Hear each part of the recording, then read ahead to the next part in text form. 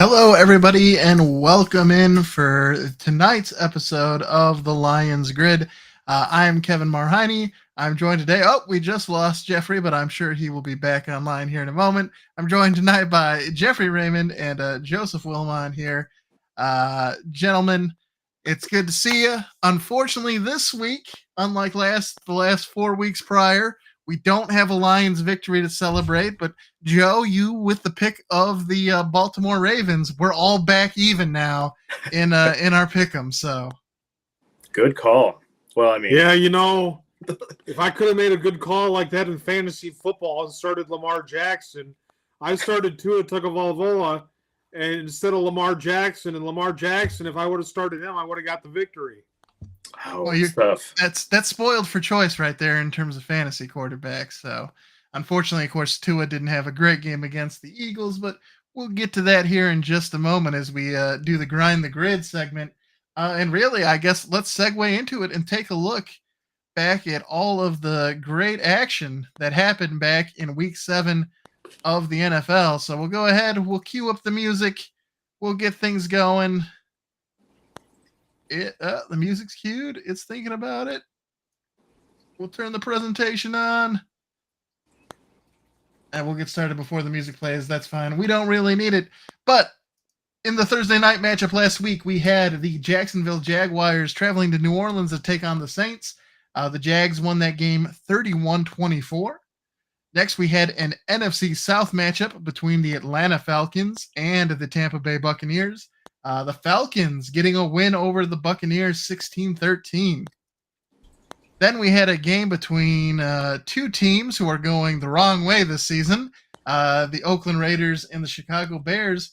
And be darned if the Bears didn't get a win with a Division II rookie quarterback, winning that game 30-12 over the Raiders. Then a pretty fantastic game between the Browns and the Colts, pretty high scoring, 39-38 there. The Browns led by P.J. Walker, who came in for relief of Deshaun Watson, getting a win there in a shootout with the Colts. Then we had an NFC East matchup between the Washington Commanders and the New York Giants, and the Giants getting their second win of the season. That's their second win, right? Am I underselling them? Double check. Their second win. Second win of the season. And then, of course, we'll talk about this one here in more detail in a moment. But the Lions losing in Baltimore 38-6. Then a surprise, the Buffalo Bills, maybe the worst good team in NFL history, losing to the Patriots 25-29 in an AFC East matchup. Then in an NFC West clash, we had the Seahawks winning 20-10 against the Cardinals. The Steelers were able to go into LA and steal one from the Rams, 24-17, the final score. An AFC West showdown between the Chiefs and the Chargers resulted in a 31-17 win for the Chiefs. The Packers go into Mile High and come out losers. They lost that game 19-17. Still only 2 wins on the season for the Packers. And then in a game that had a ton of hype going into it on Sunday night, we had the Dolphins traveling to Philadelphia, and Philadelphia bouncing back after a loss last week and winning this one 31-17 and really holding that high-flying Dolphins offense in check. And then for the second week in a row, the 49ers struggled, this time losing an away game to the Minnesota Vikings, 22-17 the final score there. Second game in a row that Brock Purdy struggled, and he's been placed in the concussion protocol following that game, and rumor has it Sam Darnold will be starting this week for San Francisco. So trouble in paradise there for the 49ers. And speaking of paradise, there were 6 teams that had a bye week last week, so no struggles for them, only opportunities to get healthy. The Panthers, the Cowboys, the Titans, the Jets, the Texans, and the Bengals all taking it easy that week, getting a victory. A victory in terms of a bye, so not having to have suffer another loss. So, gentlemen, very interesting week of football there. We got a lot to unpack here in our buy or sell segment, so we'll kick it off here with we'll get started and kick things off with our first question here. There are now 2 6-1 teams left in the NFL. Gentlemen, which one of those teams do you consider to be the best currently? Philadelphia or KC? Who are you buying as the best team? Let's go ahead and we'll kick it over to Jeff to start things off. This week I'm going to buy the Kansas City Chiefs. I think although Philadelphia did bounce back this week after a tough loss last week and kept that high-powered Miami offense in check, I think KC's defense has played extremely well this year, and I think is actually in some ways stronger than their offense this year. The Chiefs kind of switched to a power running game, and that's helped them out a lot, especially with Isaiah Pacheco. And Mahomes is getting it done with Kelsey now that he's finally healthy and back. But, I think between these two, I think they are top to bottom the best. Joe, what are your thoughts here? Are you buying Philly or are you buying the Chiefs? I'm going to have to buy Kansas City Chiefs. Why? Because they got the hype behind them. They lost the opening game.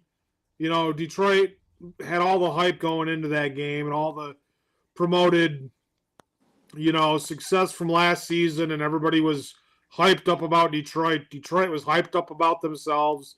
They came out, they got the victory, and since then, Kansas City has been rolling all of their opponents. They've been winning at a steady margin, and winning comfortably. And Philadelphia has had some scares. They've had some games where they haven't played the best football, on either offense or defense or special teams, or certain players that are studs haven't gotten it done. And, essentially Kansas City is more consistent. If Detroit played Kansas City this upcoming week, I think that Kansas City would win. But that plays back into my Super Bowl prediction that if Detroit makes it to the Super Bowl, they're going to play Kansas City, or that's the prediction, who will win that game. But, as of right now, I think Kansas City is the best team at 6-1. Bye for Kansas City. Well, Jeffrey, if I remember correctly, you did predict a rematch in the Super Bowl of the Eagles and the Chiefs. So right now, with both teams sitting at 6-1, certainly doesn't look that far-fetched. And I guess just to be the contrarian in this, I'm going to go with Philadelphia and rep the NFC. I think you're spoiled for choice between those two teams. But I like what I saw out of Philadelphia and them getting a win against Miami, as opposed to Kansas City getting a win over the Chargers. I'll take the win over the Dolphins versus the win over the Chargers, who are struggling on the season. But again, I really don't think you can go wrong with either team in that choice. They just traded for Kevin Byard as well. Their farm team down in Tennessee is cooking up some more players for them. They seem they have that farm team there that is just producing more and more NFL talent for them, which you can't beat. Speaking of developing NFL talent, gentlemen, right now Indianapolis head coach Shane Steichen, I'm horrible with pronunciations. I apologize for that, but is he the NFL's best QB whisperer? Of course, he was there in Los Angeles were they San Diego at the time when they drafted Justin Herbert? Regardless, he was with the Chargers when they drafted Justin Herbert, helped him get established. He helped turn around Jalen Hurts in Philadelphia when he was struggling a little bit there when he first came to the league. And, of course, he's been there to help Anthony Richardson during his first season here in the NFL. And, of course, Gardner Minshew is playing at a high level. Are you gentlemen buying or selling the fact that he is currently the NFL's best QB whisperer? Joe, what are your thoughts? Yeah, those are some pretty perennial names. Even Gardner Minshew, probably a solid, probably the best backup in the NFL. And this coach is able to really get his quarterbacks on the right page, and we'll see with Anthony Richardson as the season plays out if he can be consistent and more competitive and win some more football games. All pending on injury and all whatnot. But you look at. Throughout the course of history, there was that Green Bay Packer coach that had Brett Favre, and then had some more quarterbacks that he trained. I think his name was, I can't think of his name. I had it for a moment, but I lost it. Mike Holmgren. Mike Holmgren. Yep. Mm-hmm. Yeah, Mike Holmgren had some quarterbacks that he trained and got in good condition for competitive football, and I just think that I really didn't pay too much attention to this before you brought it up, Kevin. But yeah, I'd have to say he's the best QB whisperer. So this is a buy. Jeffrey, your thoughts here? I'm also buying this. It is a shame that Anthony Richardson's out for the season because he was looking really good. He did get hurt, and I think on some like freak plays because some of those injuries, as far as the concussion and then unfortunately his torn AC joint. But I mean, look at this list. I agree with Joe. Gardner Minshew is the best backup quarterback in the NFL. Jalen Hurts came in kind of iffy, but last year he was playing at an MVP level, at least briefly. And Justin Herbert, I mean, he's an absolute specimen at quarterback. And I think the only person who's come close, I think, is Kyle Shanahan in San Francisco, because he'd make Jimmy G look good, and for all intents and purposes, make Brock Purdy look good as well. Maybe not these past 2 weeks, but I'm buying that Shane Steichen is the QB whisperer of the NFL. Yeah, I think seeing some good stuff out of him. Maybe Frank Reich could be another person that would you could put up there as potentially being another QB whisperer. But of course, we're not really seeing a lot out of Bryce Young at the moment. So I think for that definitely helps help make Steichen's case there for why he is the best currently in the NFL. Speaking of teams that are currently performing well in the NFL, Jacksonville, coming into this year, they were definitely a hot pick for being a team in the AFC that maybe might take that next step. They struggled a little bit, but now it seems like they're starting to get things figured out. Are you gentlemen buying or selling the fact that Jacksonville is finally living up to expectations? Jeff, let's start with you. I'm buying this. I think, especially compared to the beginning of the year where they were struggling pretty heavily, I think they're finally starting to get up there as far as their defense. The Josh Allen of defense is having himself a year so far.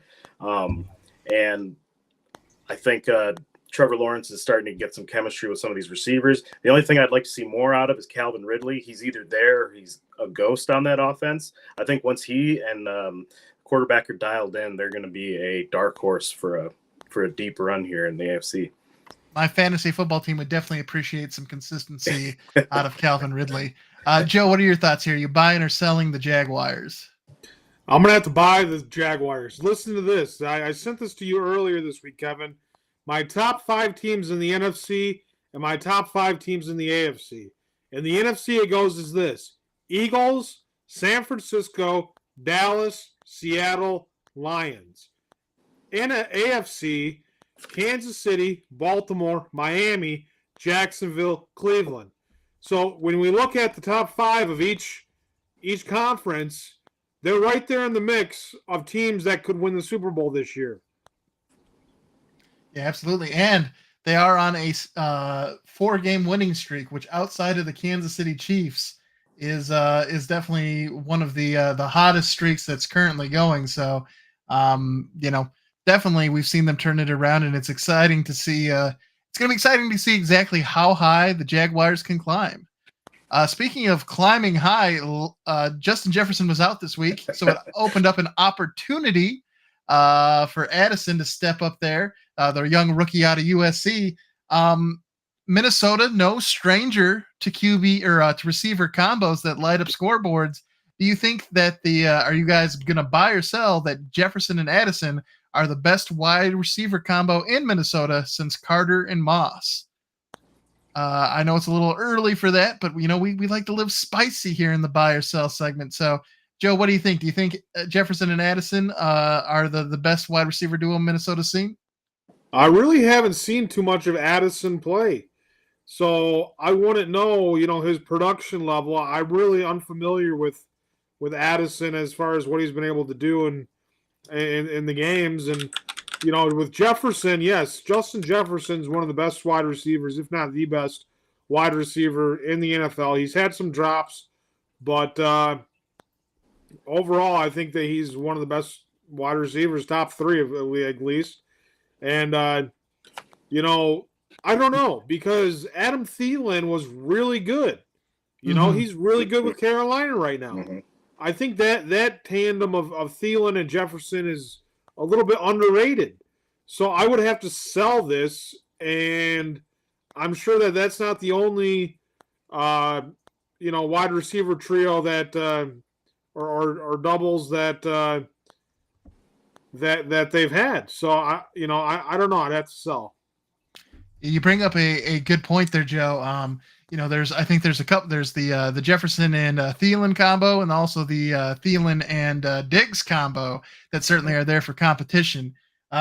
And Addison on the season, Jordan Addison has 29 receptions for 400 yards and 6 TDs. So, Jeffrey, what are your thoughts here? How do you think the Jefferson Addison combo stacks up against some of those other ones we've mentioned that Minnesota has enjoyed since Carter and Moss? I think the Thielen Diggs makes a good run for it, but I think Thielen Jefferson overall is the strongest combo. Now, Jordan Addison's coming on strong. He had a ridiculous catch and run. The DB tried to intercept the ball, and they both fell down at the same time. He ripped it out there and ran for a touchdown. So he's making a strong showing here in his young career. But yeah, 6 touchdowns, 400 yards in the season so far. That's pretty good. But I think historically, Thielen and Jefferson for me are the best combo. But Addison's stock is rising. Yeah, I mean, I think a lot is going to come down to what happens throughout this year and sort of into the future, right? With Kirk Cousins, does he stay with Minnesota? Having a QB under center that likes to throw the ball is important. And certainly this was Addison's biggest week, having the 7 receptions for 123 yards and 2 TDs, filling in again, and surprisingly against San Francisco, who is a pretty good defense. But, I think there's stiff competition when it comes to to looking at those duos in Minnesota history. But certainly, I think before everything's said and done, the Addison Jefferson combo could certainly definitely make a strong case for why they could be, depending on how things play out. Speaking of historical things, the Patriots finally get that 300th win. Again, beating the Bills, who just seem to want no part of New England whenever it has to happen. A little bit of a background before I get your guys' opinion on it. This is the Patriots. All right, so the Patriots had a double-digit lead heading into the fourth quarter, right? And that got squashed. The Bills did their thing, and they took it over.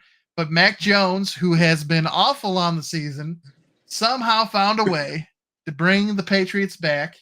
He went 11 of 13 for 127 yards and 2 touchdowns in the fourth quarter. And he got Bill Belichick his 300th regular season win. And the Patriots under his regime are 128-0 at home in the playoffs and regular season when leading by 10 or plus points in the fourth quarter. 128-0.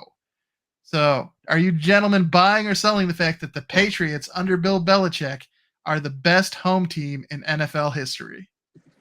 Jeffrey, what are your thoughts here? Based on historical results, I am buying this.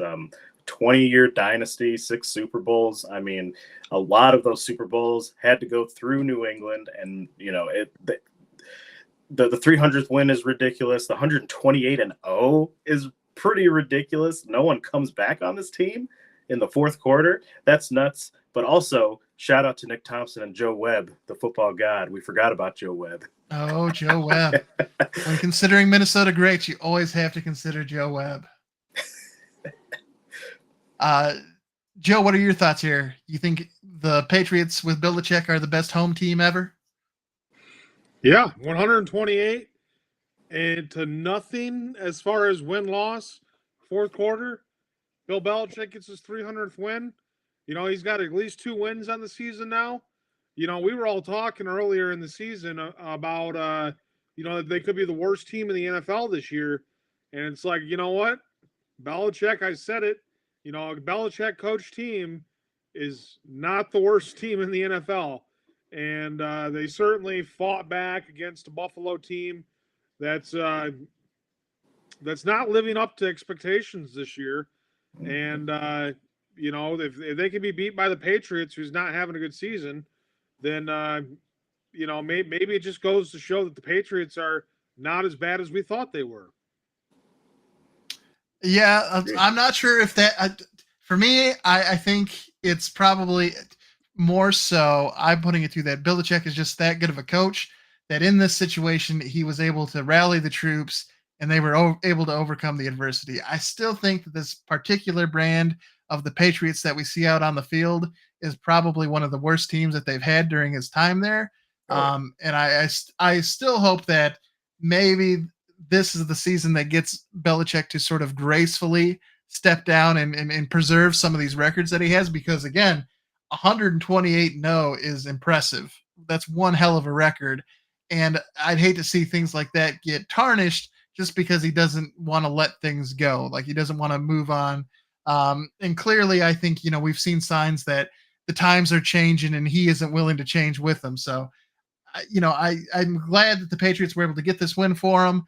But I'm not sure if it is, again, just a testament to the job that he can do to rally a team, or if it's a sign that this team might not be as bad as we thought. I think it's probably more of a checkbox in the Bill Belichick favor than the team's favor, because they have looked awful at times, and also might be just another check in the box against the Bills, who just find a way to be awful whenever they have to play the. Yeah, they're really up and down this year. Like their first game was a disaster. They rolled for a couple games, and then they were another disaster here against the Patriots. I mean, to me they're a suspect this year. Well, speaking of roller coaster rides and being unpredictable, gentlemen, is the loss to Baltimore the start of something more significant, or is it just a one-game thing here for the Lions? Was this just a one-game fluke? Are you going to buy that, or do you going to sell it and say that maybe it's something more, that there may be bigger problems lurking down there in Allen Park, and this Baltimore game was just the tip of the iceberg? Joe, what are your thoughts here on this one? Yeah, I think I'm not going to buy that it was just a one-game thing. I think that there's reason to concern about the Detroit Lions. Baltimore's a good team, and they're probably the best team that we're going to face for the remainder of the year that we just faced. But that doesn't mean that Minnesota's not at 3-4 right now, with 2 games out of 3 games at the end of the season. If they're within 2 games and they win both of those games, as they are now at 3-4, and we're at 5-2, well, what's a 5-4 and a 5-4 with a Minnesota with 2-0 against the Detroit Lions? That's a Minnesota winning the division, And we also have to look at, if they're going to play well against the Raiders on Monday Night Football. They got hyped, and they came out and they played good football, for the majority of the season so far. But let's face it, they haven't been good in the third quarter. They've put up 20 points on 2 occasions in which they should have put up more points, and they're scoring field goals instead of touchdowns. There's a lot of reason for concern for the Detroit Lions. And, we have to look at these next, for the remainder of the season, playing these teams that have a losing record, and say, hey, we have to win the majority of these games so we're not getting lost at the end of the season against Minnesota. And we need to beat Green Bay on Thanksgiving. We need to win both games in Chicago, or at home against Chicago. And we need to take care of business against some of these teams that are not playing as well. Dallas is probably the next best team that we play in between the Minnesota games that we have at the end of the season. So I'm concerned. I'm not feeling safe about the Detroit Lions right now. I'm feeling good about the division lead, but I'm not feeling good about their odds to come out of this with the number 1 seed. But they could still very well be comfortably a little bit in the division. So that's my take on this. Jeff, what are your thoughts here? I think the next game here, how we come out on Monday Night Football against a bad Raiders team, how we respond to getting punched in the mouth last week is going to tell a lot about this. So I'm going to currently sell this. I think, all great teams have, even Super Bowl winning teams have had weeks where they just kind of come out flat. In this case, really flat, like a pancake. But, there have been instances where championship teams just kind of get waxed. And it kind of depends on how you respond, because the good teams, those championship teams, respond and ultimately won in the end. So I do agree with Joe. There's concern now, especially about the number 1 seed, because if we're playing one of the AFC's best and we're getting rocked like that, that is cause for concern. But I'm going to sell this because I think I'll have a better answer for you next week after we play the Raiders, I think. Very good. Sticking with our theme here about the Baltimore Ravens, are you buying or selling Lamar Jackson announcing his candidacy for MVP with that performance against the Lions? In the game, do I have those stats here in my notes? I know ridiculous. he had himself quite the game, and as Joe mentioned, a perfect passer rating it was just under perfect. It was 155.8. He completed 21 of 27 passes for 357 yards and 3 touchdowns. He also ran the ball 9 times for 36 yards and a touchdown. Big day for Lamar Jackson. Are you buying or selling the fact that he planted a pretty big flag for his MVP campaign? Jeff, what are your thoughts? I'm going to buy this. I think, there's a lot of expectation for him to be one of the best quarterbacks in the league. And, the Ravens kind of started out a little rocky. He hasn't kind of looked himself, but this was the first game where he looked like the absolute great game wrecker that he can be. It's unfortunate it was against our Lions, but, it looks like this was one of their get-right games there. And if he can produce like this and live up to the contract that he held out for, I think, he could become the MVP. Joe, what are your thoughts here? I missed the majority of the season when he won his last MVP as far as watching him play. And I think that this was an MVP performance that he had against the Detroit Lions. And I think that, we have to look and see at the overall record of the team at the end of the season, see if they win the division, see if they have, where they rank and as far as playoff positioning, and how they perform in the playoffs. I know the awards aren't until, the Pro Bowl, but, they're still regular season rewards. But the thing is it going to be enough?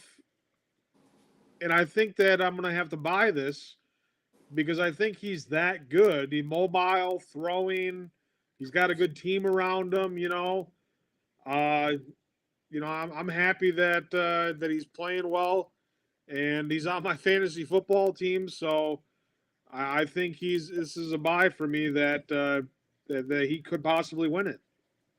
Yeah, certainly. I think he gave the voters lots of tape there. So certainly a good first step into seeing if he can't secure what would be his second NFL MVP award. That game was pretty ugly in general, but one of the silver linings was Jahmyr Gibbs returning to the field. Are you gentlemen going to buy or sell the fact that he looked good in his return to game action against the Ravens? Joe, what are your thoughts here? No, he can't get it done on short yardage, and he has hardly any breakaways. He's making some vision, ball carrier vision plays where he's picking up 5 to 8 yards, but those are just few and far in between. So, I'm expecting more out of him. He's got the speed to be a speed back, but his elusiveness and his ball carrier vision is not where it needs to be. Granted, he's a rookie, and he was the workhorse against Baltimore, but he needs to be able to catch the football, be a third down running back, find the open spaces, average 5 yards a carry, maybe 500 to 700 yards a season.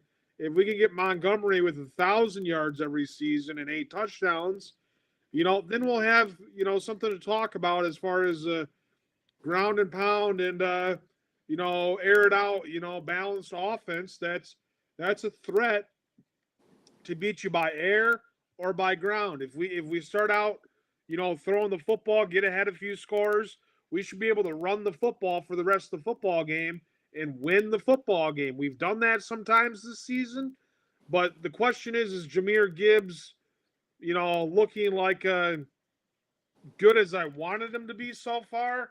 I didn't think much of him when we drafted him, but I'm just being the negative guy talking about all these ifs and ands or buts about the Detroit Lions.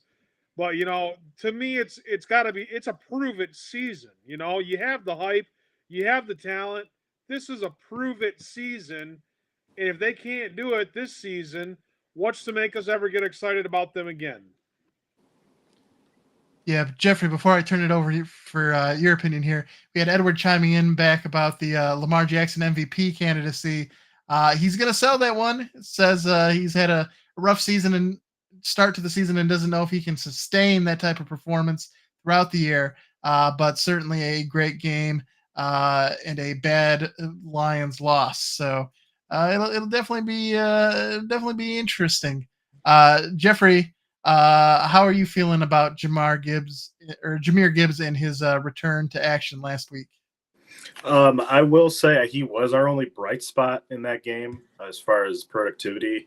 11 carries, 68 yards, 6.2 yards per carry, a touchdown. It's been his best statistical game, I think. He got more carries in Atlanta. Looks like 17 versus the 11 that he got here. But, coming off an injury, I think, this is probably the best we can hope for, because I agree with Joe. I wasn't too high on him as far as a draft pick. I felt like we could have gone elsewhere. But, I think I tend to err on the side of trusting Brad Holmes at this current moment, especially because the trade deadline is about to come around. We might be some spicy players there for the first time in a long time. But I think as far as Jahmyr Gibbs, was it a good start for him? I'm going to actually buy that. Yeah, I think certainly you can make the case that it did come in garbage time in the fourth quarters when he finally broke that touchdown run. But I think, when you got a player that's coming off of missing 2 games with a hamstring injury, kind of like what we're hoping that Jameson Williams does, we're just looking for them to have good moments and stack those good moments. So, was it a great individual game performance? Not necessarily, but I think, it was a good first step in getting him back on the field. And hopefully he can continue to stack those moments, and we'll continue to see the Lions build momentum. Don't you think that the question is like, was it worth trading Swift for a late round draft pick and drafting Gibbs? Well, like, I have this thing about trading talent that we have and then getting younger talent that hasn't proven itself. Swift got injured, but now he's the best back in Philadelphia. And it's like, we traded him for a late round draft pick. It's like, we could have spent that top pick on somebody else on defense, that like a cornerback that solidifies. And then even that, we had Jeff Okudah, Mario Warrior. Now look at our secondary. We got the worst secondary in the league almost. Yeah, I do. I will say that I would have preferred that the Lions had hung on to Swift because he's on a very team-friendly contract anyways. So it wasn't like they had to pay him a lot of money for this 1 year. And having a backfield with him, Montgomery, and Gibbs, you'd just be spoiled for choice there. And of course, the way that injuries have played out, it would have been nice to have another back in that backfield. So, of course, hindsight's 2020.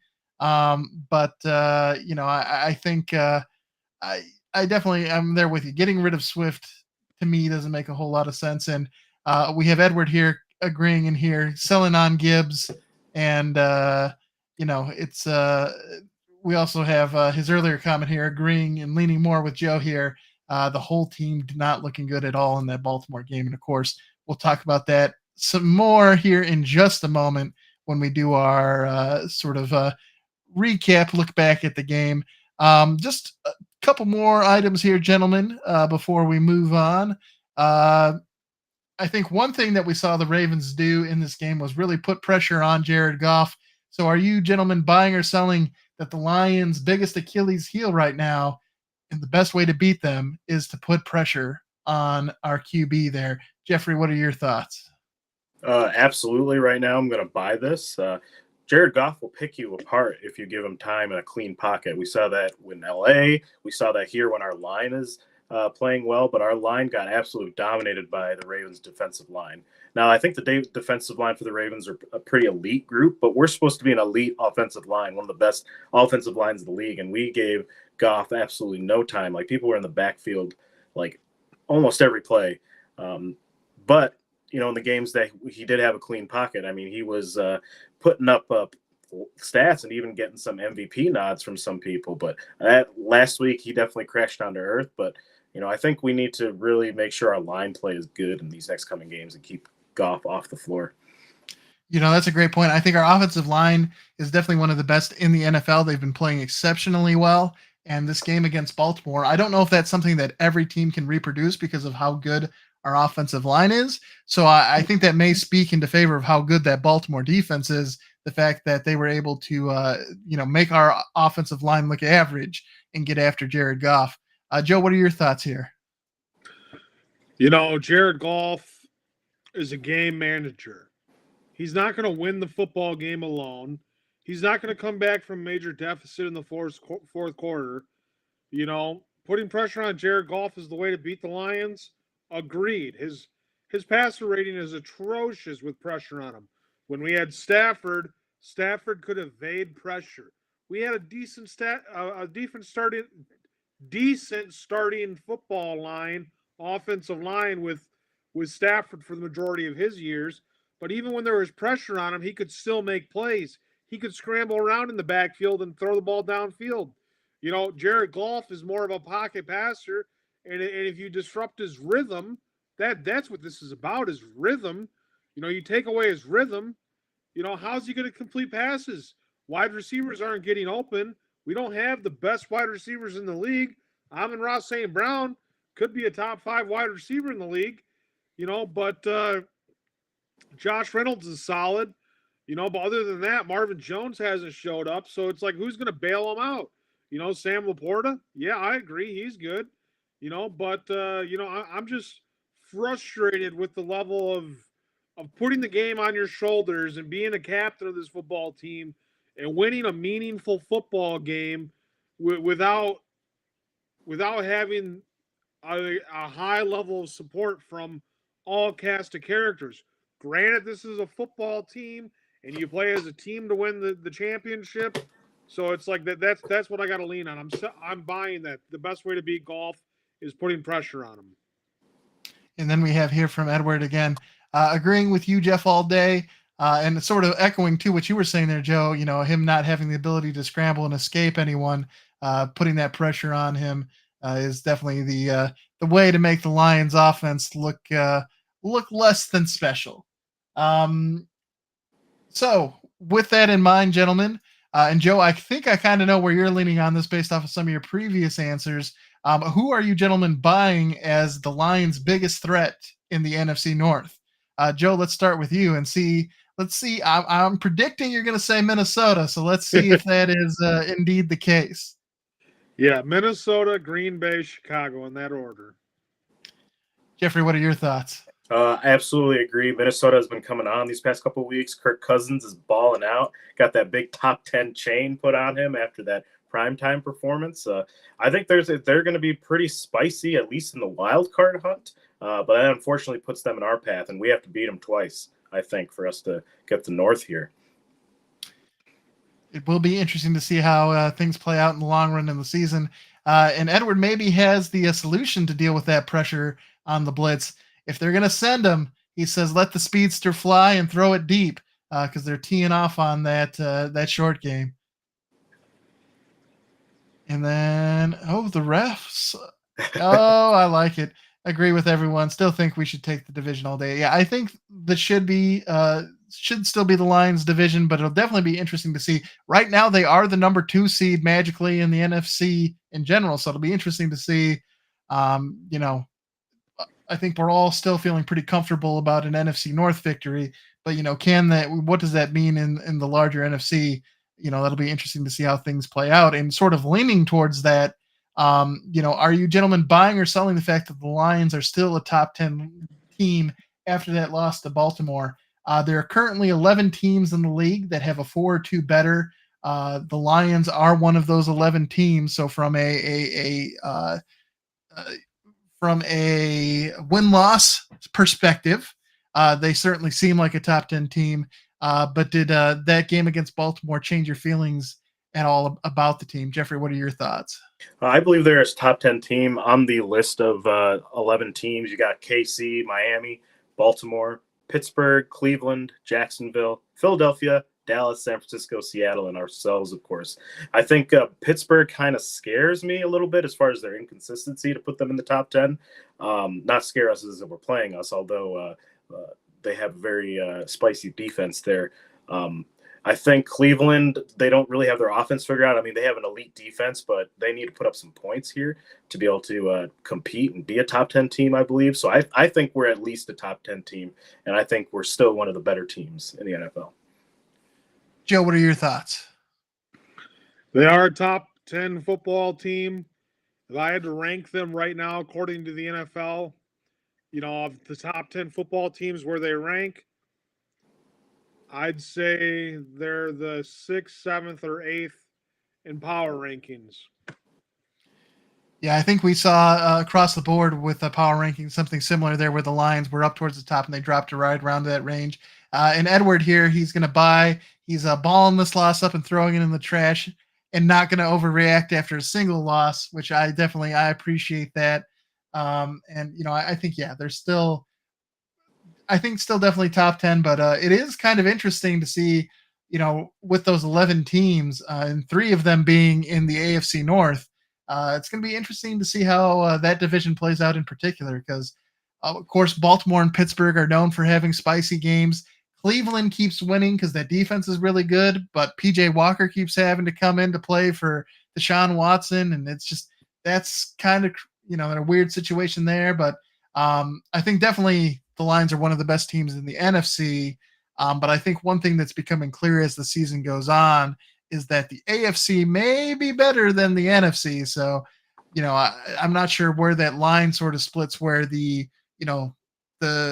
it something where it goes the top 5 AFC teams and then you have your NFC teams or exactly how that'll play out. But certainly something to keep an eye on. And speaking it's a of mix and match.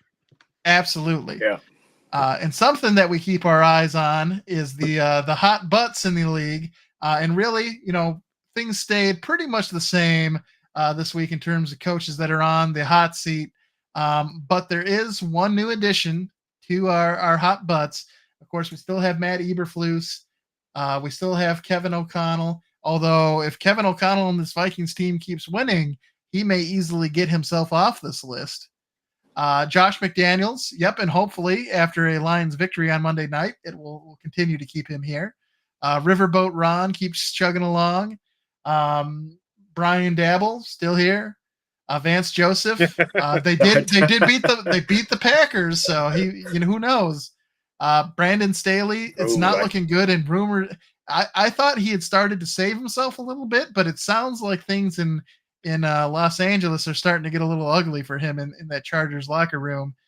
Frank Reich, I think he should be good. But again, they're still looking for their first win on the season. Bill Belichick, we've sort of talked about the struggles the Patriots have been having this season, but the new addition, the coach of that Philadelphia farm team, Mike Vrabel, head coach of the Tennessee Titans, he's a really good coach. I like him. I feel like he's very much in like that same sort of category as Dan Campbell, where he's a player's coach. People like playing for him, and he's an ex-player. But the Titans are awful. Rumor has it they're going to be starting Will Levis this weekend with Ryan Tannehill hurt. It seems like the Titans were one of those teams that maybe missed their window. They were knocking on that playoff door, and it just seems like they might be heading towards a regime change there. And Mike Vrabel may be a casualty of that, but I think he's a great coach. I wouldn't necessarily, mind him as a head coach for whatever my favorite team, but I just don't know if he's going to last there with the Titans. So he is the newest addition to our hot butt list. Yeah, I think his GM kind of screwed him. I mean, he had some ideas about what he wanted in the drafts, and the GM really didn't. The GM went with the GM's players, and I feel like I feel like if you're a general manager, you have to have a good relationship with your coach. I mean, they're the ones out there coordinating plays, getting the offense and defense into their scheme, getting the players that fit their scheme. But if you're just drafting players that you like and not necessarily what the system involves, I think you're doing a disservice to the coaching staff and the team. Yeah, unless you go all Moneyball on it and start to trade away the players, so the coach has to start your guys. You definitely want some synergy there between your front office and your coaching staff. And not a whole lot of updates either in our King of the North segment either. Obviously, the Lions are still on the throne. They are number 1 still. Minnesota, though, they did climb and take that number 2 spot. In Green Bay, while they do have the head-to-head win so far on the season against Chicago, only have 2 wins. So if Chicago grabs a 3rd win before they do, technically the Packers may drop to the bottom of the NFC North. How the mighty have fallen. Well, we've talked about the league. We've taken a look around. Obviously, we've been sort of dancing around it all episode, but, it's time for that previous week recap and thoughts. The Lions lost that game big time, 38-6. It was a blowout. It snapped a 4-game winning streak in a 15 straight games of scoring 20 or more points, which was not only a current, the highest streak in the NFL currently, but it was a franchise record for the Lions. Dan Campbell's said he was going to shoulder a lot of the blame there. He said, I did not do a good job getting them ready. I did not. It would be one thing if there were just a couple of guys here or there, but ultimately I didn't have them ready, and I have to do a much better job of getting them prepared, which I will this week. So the Lions certainly realized that it was a bad game. They got sort of ambushed there. Now, to be fair, Baltimore is a very good first quarter team. Coming into that game, they had outscored their opponents 41-6 in the first quarter. And after that game, it's now 55-6. They've outscored opponents in the first quarter. Of course, they jumped out to a 28-0 lead in the first half. And then it was 35-0 before the Lions were able to put up points on their own. And again, Lamar Jackson was the big force there. I think the most ridiculous stat I saw was that Baltimore had 9 plays of 20 yards plus in the first 30 minutes of that game, which was tied for the most by any team in the first half since 2000. That was just, they were all over the Lions from the beginning of that game. Whatever game plan, whatever strategy the coaching staff came into, they sort of forced the Lions out of it because, when you get down 28-0, there's only so much you can do to try and come back in that game and actually win it. It was not a whole lot else to say. Jared Goff, of course, we mentioned, had his worst game of the season. It was the first time he failed to reach at least a passer rating of 85. He had the 1 interception, no touchdowns. The offense didn't actually get a first down until the second quarter and just had 97 total yards of offense in the first half. And on our 3 first possessions of the game, we went 3 and out, gaining just 13 yards. This was I think a big opportunity for the Lions, gentlemen. It was a tough challenge, mind you, because they had just beaten Tampa Bay last week in an away game, and Tampa Bay was the number 1 team in the NFC South. This week, they had a chance to go to Baltimore and beat another first-place team and improve to 6-1 for the first time since 1956. But it was just, they weren't able to do that. So they had a lot of opportunity. I think as a fan, I certainly would almost appreciate a win against Baltimore more than I appreciate that win against Tampa Bay. But the nice thing is that win against Tampa Bay may play a little more important into the playoff picture because you do now have that head-to-head win against an NFC opponent rather than an AFC team. But sort of what was your gentlemen's thoughts about the game? Looking back at it, obviously the Lions got trounced, but is there anything specifically from the game that really made you shake your head, or do you think it's burn the game tape and just move on to the Raiders here this week? Joe, what are your thoughts? I think that it's reason for concern with the Detroit Lions. If a team can get the jump on us, we've been coming out in these games and we've been doing to other teams what Baltimore did to us. Dominating them from the start, then coasting the rest of the game. We did it in Green Bay. We did it against Atlanta. We did it against a few other teams. Tampa Bay was more slow. But Kansas City was close game. We were losing in that game, and withstood adversity. I didn't like in this game how we tried to kick an onside kick and tried to put up more points. It's like, just concede defeat. Like, quit throwing the football, get the game over with, and be done with it. What are you trying to prove? Your pride?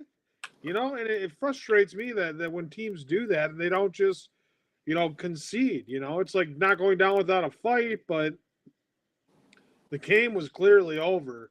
It was painful to watch the last 5 minutes when Detroit's just still trying to put up points, and it's like, it's not respectable. You're not doing a good job in the game. You're going to lose by big numbers. You were unprepared. They got the jump on you, and you were unable to overcome this adversity early on. What's to happen if another team surprises us like Baltimore? Are we going to be able to come back? Are we going to be able to win a playoff game if this happens?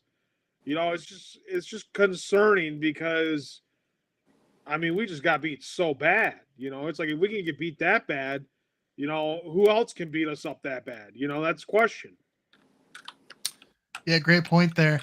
And I think you also bring up a great point with, good teams, great teams. What they do well is they take their opponents out of their comfort zone and force them to play different football than the brand of football they like to play. And in seeing Baltimore do that to us, make our offensive line, really the fact they won in the trenches on both the offensive and defensive front. I think, the Lions were used to winning those battles this season so far. And so they really took our strengths and almost turned them against us. And certainly, Joe, I think you're right there. And hopefully it's only the Ravens that can do that, because certainly would be concerning if there are other teams that come out and do it. And Edward here spilling a little bit of the Kool-Aid at least, but he's still thinking it's pretty full. And then what we got here, flat is how he would describe them. Everyone's guilty on the team. Doesn't happen often in the NFL.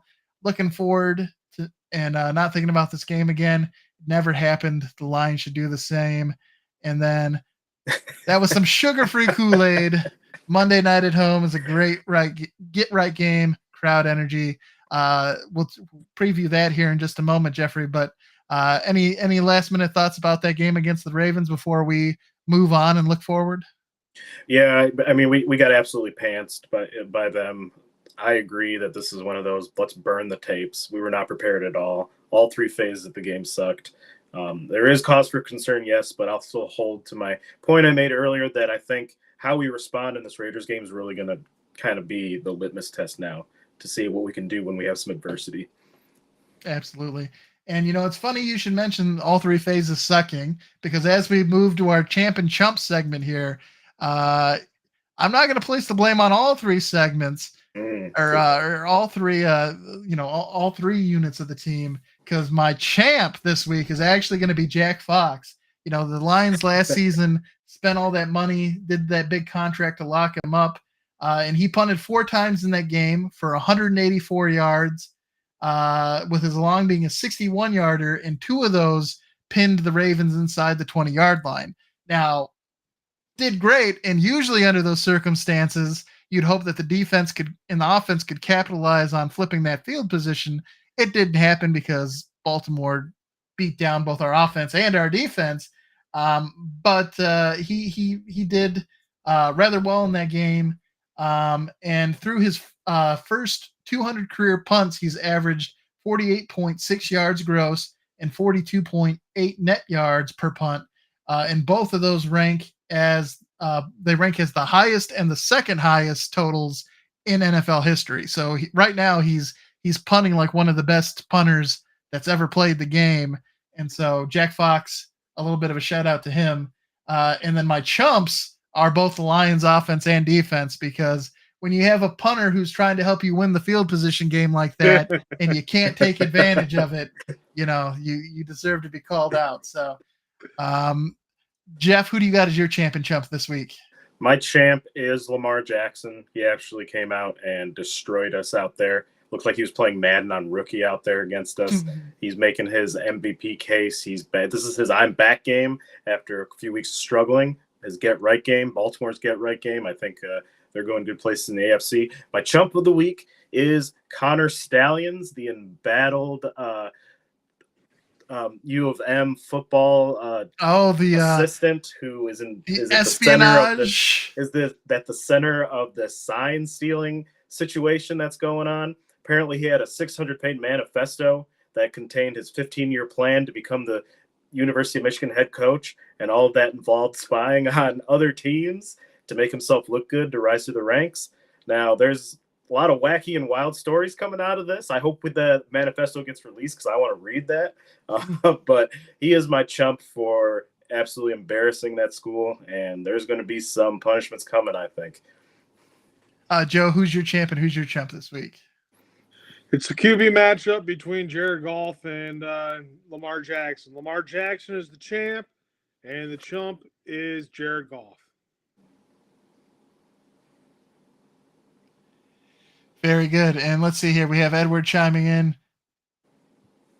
We champed the punter. Yeah, I went there. I did it. His chumps, he's got the Lions. His champ, he's got Watson. Lamar Jackson, sorry, I see his next one there, tore us up. So he's in a similar boat to both of you gentlemen, liking what he saw out of Lamar Jackson. And, of course, I don't think anyone was real happy with what we saw out of the Lions. So I did have to dig deep to find a champ on the Lions roster, and my only option conceivably was the punter. So I took the shot. It's trenchant. There's nowhere else you can get this kind of trenchant views on the Detroit Lions. Just trying to find some good in all the bad. As we take a look, we're putting all that behind us. It's done. We lost to the Ravens. It is what it is. We can't change it. Jeffrey, as you mentioned, it's time for a get-right game. Monday night, the Lions hosting the Oakland Raiders at Ford Field. It is the first time Detroit has hosted a Monday night football game since 2018. The Raiders lead the all-time series against the Lions 7-6. They won the last meeting, which was back in 2019, and that was back when they were the Oakland Raiders and not I keep calling them the Oakland Raiders, don't I? They're the Las Vegas Raiders. I need to make sure that I'm speaking more accurately. The Las Vegas Raiders own the series 7-6, with the last game being won in Oakland. Las Vegas had their 2-game winning streak snapped last week as they played the Bears and were upset again by a Division II undrafted rookie quarterback making his first NFL start. Just shocking. Jimmy Garoppolo should be returning in time for Monday Night Football.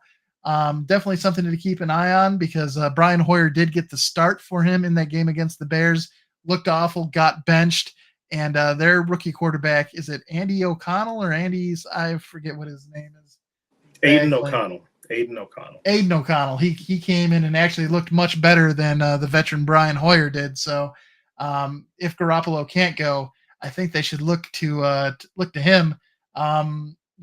Josh Jacobs was a big story this offseason, gentlemen, being one of those running backs that wanted a contract extension. They finally got him back in the building, and he really hasn't got it going like he had it going last season yet this year. And the passing game, despite having Devontae Adams, Jacoby Myers, has really been disappointing all season long. So I don't think it's a surprise that, according to Bet MGM, that the Lions are favored to get this win. They're currently giving 8.5 points in the spread, and the money line is plus 320 for Oakland, minus 400 for Detroit. The over/under, Jeffrey, is 46 at minus 110. So I'm banging the under on that one. You're banging the under on 46. I think you banged the under last week too. I did. I have to go back to look to see if you correctly did that or not. But yeah, I mean, obviously the Raiders, there's a reason we have Josh McDaniels on our hot butts list. as one of the coaches on the hot seat. They're of late just seem to be a franchise that loves drama and can't really seem to figure things out. Is there anything that you two are looking forward to in outside of the fact that it's a nice Monday night primetime game in this matchup against the Las Vegas Raiders? Not the. I think even in the title, I just noticed of this episode, I have it as Oakland versus Detroit, the Las Vegas Raiders. Jeffrey, anything you're looking forward to? I'm going to have to agree with what Edward said here in chat. When I went to that Lions game and when I saw the home games on TV, we were raucous even at the start of the coin toss. It's going to be great energy. Seeing us in prime time, the lights, it's awesome that we're in this situation and we're good. I'm looking forward to hopefully beating them down. This is our get right game. We got to go out there and we got to perform in front of the home crowd. Yeah, I'd agree. I think this is kind of like that game where if you're like Alabama or like one of those top SEC schools and you lose a close game against one of your tougher opponents, and then that next week you have that Division II school that's coming into town. It's like, okay, we might have lost to Georgia, but we're about to do bad things to poor Louisiana Tech or something. Yeah. Joe, how about you? Anything you're looking forward to in this game? I'm looking forward to the home atmosphere. That's a home game, and they've been on the road the last 2 weeks. It's a get right game, like we've talked about. It's let's go out there, let's dominate the football game, let's get everybody involved. No need to rush anybody back from injury like Montgomery. Let him sit out this game. We should win. We should still win this game if he doesn't play. Give him this week, give him last week, give him the bye week, and my excitement about this game is that it's another nationally televised game. I feel like we've been checking in with the national audience throughout the course of the season every once in a while, like the game Thursday night football, against the Chiefs. Thursday night football against the Packers.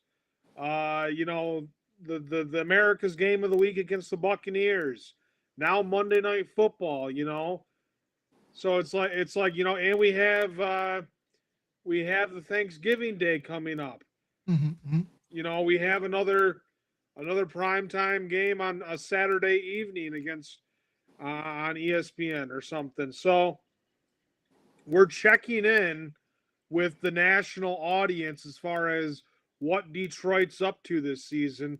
So I would just hope and pray that we can continue to play good football in front of the audience and win the crowd. I'm watching Gladiator right now, and it's like if you can win the crowd, if you can win the people, you will win your freedom, And it's like go Detroit, win the crowd, Yes. Absolutely. Love that movie. It is a good movie. I think they're making a sequel to it actually too here that's coming out. So that'll be interesting. But Joe, I think you also bring up a good point there regarding the Lions in this game, not needing to rush people back because next week, week 9 is a bye week as well. So if we can get through this game, beat an opponent that we're favored to win, not have anybody get hurt, and then have that bye week to have people get healthy and get ready for the rest of the season to push through. This could set up nicely for the Lions. So, hey, Kevin, question. Yeah. CJ Gardner Johnson and Emmanuel Mosley. There are secondary positions for our DBs. Are they going to come off injured reserve anytime soon? Emmanuel Mosley, I'm not sure about. No, he tore his right ACL as well. So both him, Emmanuel Mosley, and CJ Gardner Johnson do have season-ending injuries. So we won't be seeing either of them, unfortunately, after the bye week. They're both on season-ending IR. That's too bad. CJ Gardner Johnson's on a contract year too, so he's having a real rough time. Yep. And of course, for Emmanuel Mosley, unfortunately for him, he tore his left ACL last year. So he tore his left one last year. Now he's torn his right one this year. That's a tough 2-year stretch of luck. That's an ankle breaker. Yeah, that's unfortunate. So, definitely, I think we all sort of praised Brad Holmes' moves, and they certainly did try to attempt to address that secondary and free agency. But unfortunately, that injury bug hit those free agent acquisitions fairly hard. Thankfully, Brian Branch has been able to battle back and get out on the field, and Kirby Joseph, he was in the concussion protocol briefly, but thankfully a lot of our guys are managing to stay healthy. But certainly those two new pieces, would have loved to be able to see them in more action, especially CJ Gardner-Johnson. I think he brought in an edginess to that Lions defense and secondary that is hard to replace. But we're now 7 games into the season. This is the 8th game that's being played against the Las Vegas Raiders.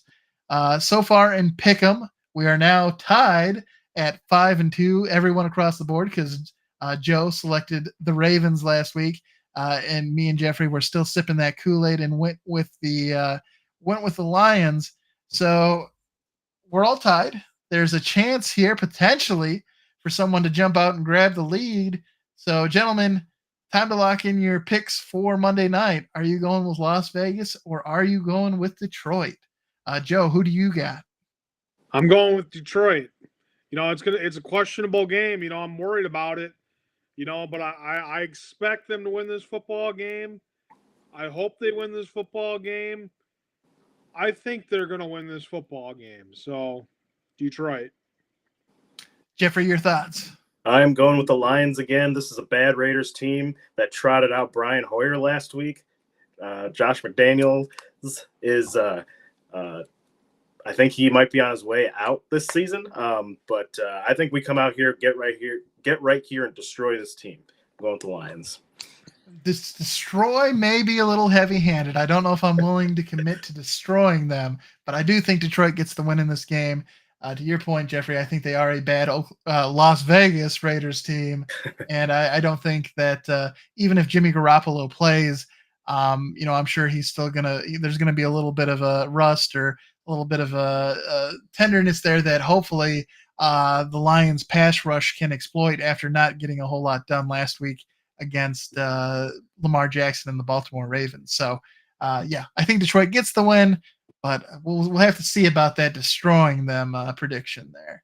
They do have to cover 8.5 in order to beat the spread. So that's at least that's more than a touchdown deficit there that they'll have to post on them. So depending on your definition of a beatdown, it might be in store on Monday night for the Raiders. So we're all locked in. We're all going with the Lions.